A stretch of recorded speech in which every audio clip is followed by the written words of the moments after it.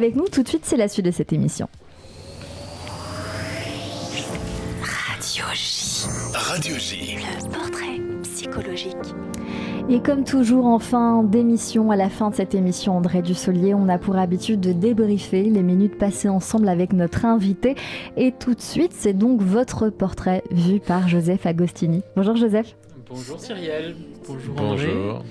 Alors j'ai pris énormément de plaisir à vous écouter tout au long de cette émission, car il y a une véritable tranquillité qui émane de votre voix, je dirais. C'est vraiment une voix empreinte de sagesse qui raconte l'histoire de Sarah Bernard ou des Frères Lumière, qu'importe après tout. C'est peut-être la même. Ces deux histoires se retrouvent dans cette voix. Je la qualifierais de voix de métier. Qu'est-ce que vous en pensez ? Oui, c'est difficile de définir sa voix. La voix, ça ressemble vraiment à quelqu'un, et puis ça suit l'évolution de la vie qu'on a eue. Et vous parlez de Sarah Bernard, des Frères Lumière. C'est marrant parce que Sarah Bernard, à un moment donné, elle a joué vraiment jusqu'au bout. Elle avait un rein en moins, un poumon supprimé et une jambe amputée, et elle continuait à jouer Phèdre. Donc voilà, c'est tout ce qu'on peut espérer, vivre jusqu'au bout de sa passion. Oui, vous pensez que vous pourriez jouer avec ces... Non, je pense qu'il y a un moment donné où le corps se dit stop, Le corps lâche. Mais enfin, le rêve, c'est le rêve qui alimente l'énergie, quoi. Enfin, oui.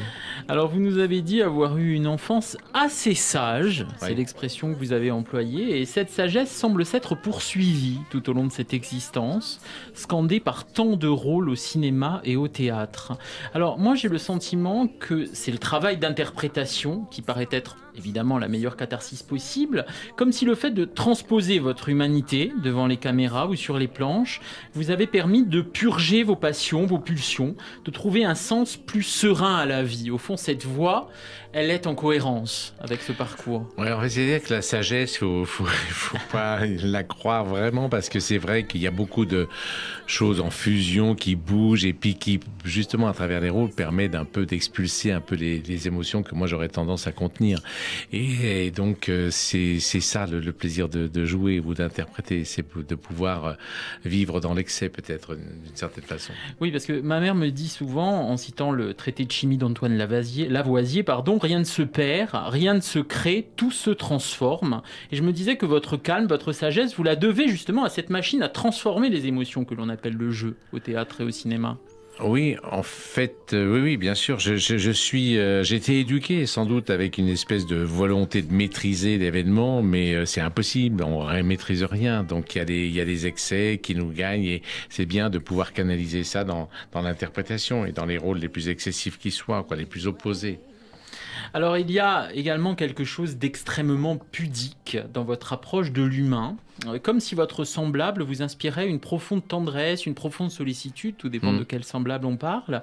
Et ce n'est finalement, me disais-je, pas rien si c'est Poil de carotte, le roman de Jules Renard qui vous avait ouvert les portes de l'inventivité, parce que Poil de carotte se sauve d'une vie trop lourde, d'un carcan moral trop âpre, de l'ironie et de la cruauté des autres, comme nous le rappelait Christophe Barbier tout à l'heure, par sa propension à ruser, à rire de tout, à créer un personnage à la manière d'un comédien de théâtre.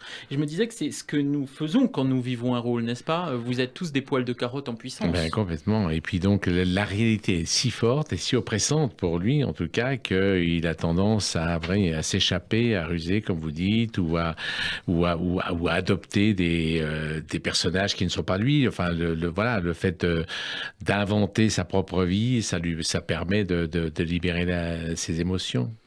Oui. Donc finalement, avec Poil de carotte, on doit tous se retrouver si nous usons d'un peu de cette ruse pour nous détourner de la lourdeur du Oui, monde. c'était étonnant pour moi quand j'ai vu cette pièce. Franchement, je savais même pas que le théâtre existait. Je vois Poil de carotte, et donc du coup, j'étais quand même sidéré de voir que, on l'a dit tout à l'heure, mais de voir que des choses qu'on ne disait pas chez moi, des expressions qu'on maîtrisait, etc. Non seulement ça se libérait sur une scène, et en plus des gens avaient payé leur place pour assister à ça et riaient riaient, alors que chez eux, ils riaient pas du tout. Donc je me suis dit, mais c'est quoi ce monde c'est ça, virtuel? c'est la magie de l'art, Mais oui, justement. voilà. On rit de ce qui nous fait pleurer d'habitude, peut-être. C'est ça.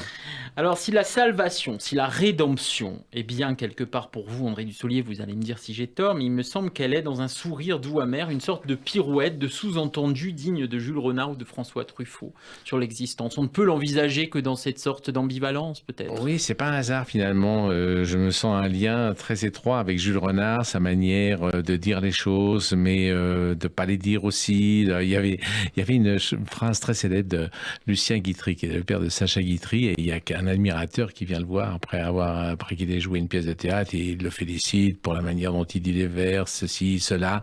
Et puis alors l'admirateur lui dit et vos silences aussi, j'adore.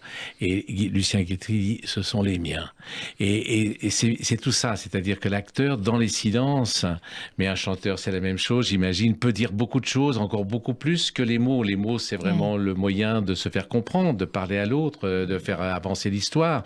Mais les silences aussi, ça exprime beaucoup de choses. C'est ça que j'aime bien dans le métier d'acteur. Oui, finalement, c'est ce qui reste à l'acteur. Oui, après c'est le notre texte. terrain de jeu, quoi, vraiment favori, où on peut rajouter des choses à soi, de son interprétation.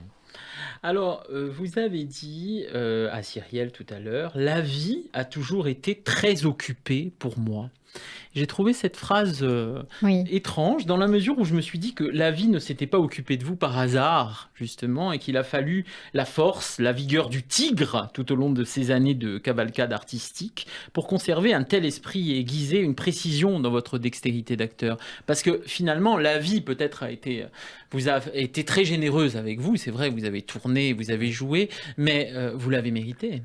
Mais en fait, ça part un peu, je fais allusion à ce que j'ai entendu tout à l'heure sur la nourriture, c'est-à-dire que, en fait, tout était tellement bridé ou canalisé ou convenu qu'il fallait vraiment, j'ai toujours souffert de manque, quoi. Donc, il y avait une sorte d'appétit qui s'est déclenché, quoi, quand j'ai découvert le théâtre, qui fait que j'ai envie de manger et de goûter à tous les plats et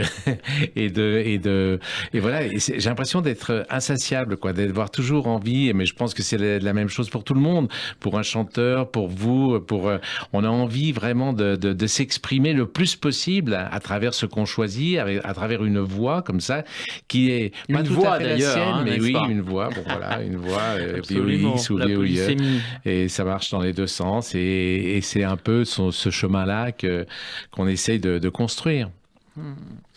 Alors on perçoit évidemment le tigre et le président, n'est-ce pas, beaucoup de pugnacité, de détermination, comme derrière toutes les vraies sagesses. C'est un tigre que je qualifierais peut-être d'assagi aujourd'hui, André Dussolier. Qu'est-ce que vous en pensez? En ce qui me concerne, oui, à l'inverse de Clémenceau, qui lui n'est pas sage jusqu'au bout, mais en effet, oui.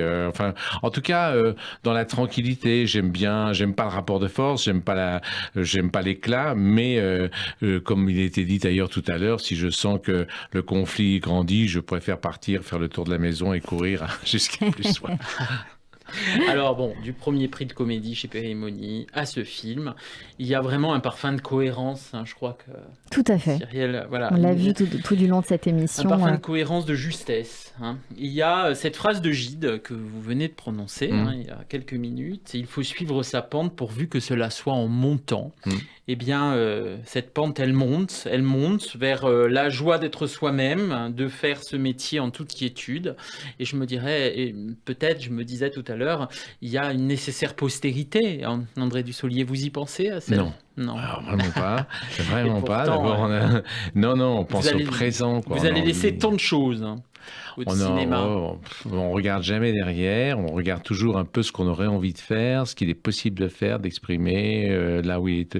Oui, on aime bien explorer, quoi, des terrains méconnus. Il faut toujours se remettre en question. C'est pas parce qu'on a choisi aussi sa passion que c'est vraiment qu'on doit être satisfait, quoi. Il faut essayer de repousser toujours les limites, et ça demande du courage. C'est pas évident. Il y a une phrase de Dubillard que j'aime beaucoup. Il faut se lancer dans le vide sans réfléchir. Si vous apercevez ensuite que vous avez oublié votre parachute, tant mieux, c'est alors que vous ferez vos preuves.